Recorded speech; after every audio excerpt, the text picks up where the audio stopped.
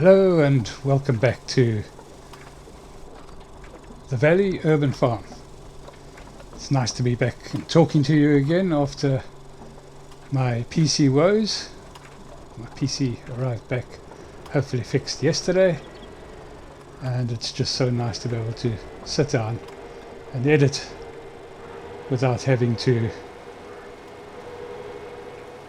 go through all the nitty-gritty of waiting for things to render and all the things that happen when you use a very old laptop. In any event, we're back and we've just started to pick up our first batch of pig feed that was made at the mill, and right off the bat a small problem has developed with that. Actually quite a nice little problem. Or should I not say a problem, should I say a challenge? I just seem to be collecting a lot of pig feed for the inputs that I put in, and I reckon I must have picked up 180,000 litres worth of pig feed, and I don't think I picked up that much.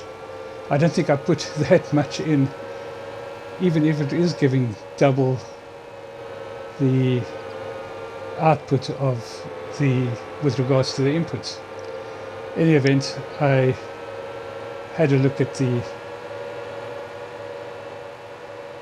storage, or the storage methods and whatever it was showing storage for. I've put that onto delivery now. That seems to have slowed it down, but I'll be doing a little bit of a testing on to see whether it's actually a problem or whether it's just a little glitch that's happened this time. Notwithstanding that, I got lots of pig feed for a while. In any case, just replenishing the 6 piggies that we have up at the pig farm. They should be not far from having their first set of babies.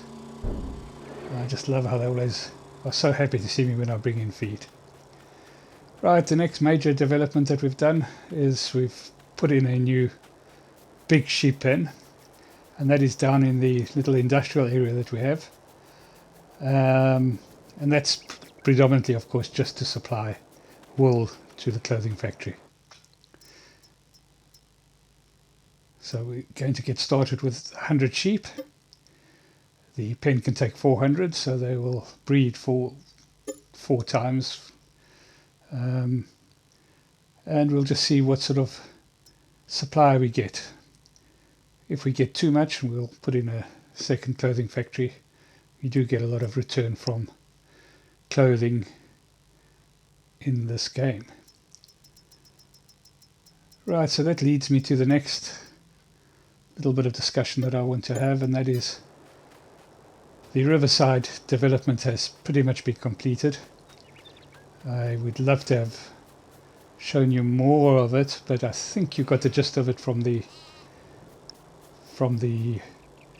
episodes that I did put out. This episode, by the way, is going to be quite small because this is was still recorded with the old editing system in mind, so not a lot of events happening between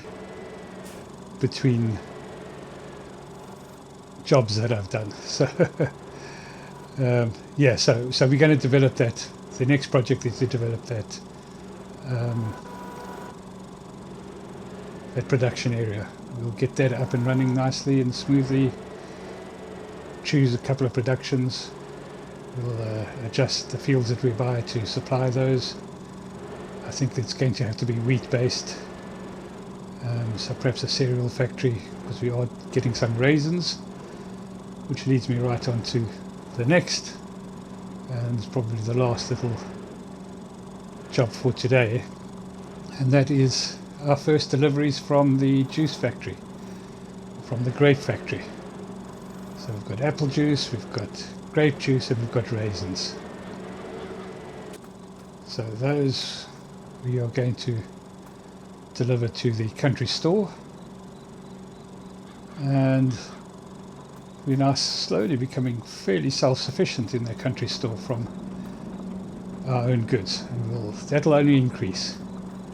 So these are the new apple pallets. They can be loaded by hand. I was loading with the front loader on the tractor, and it's just a mission loading with that. I can't tell you how many times I knocked off everything until I did what I should have done in the beginning and just strapped everything in as I was doing it, which is what I normally do. In any case, these are the problems that one, or the challenges that one faces. In any event, we'll just get this loaded up, and we'll get the last pallet of raisins loaded up, and we'll just nip on out to the country store and develop it and deliver it. Yeah, so I should get a nice little bit of income from that. Yeah, pretty happy with that. So the long and the short of it is I'm going to get a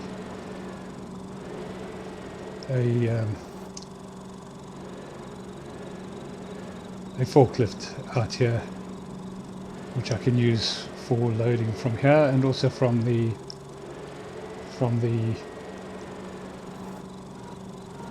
oil factory next door,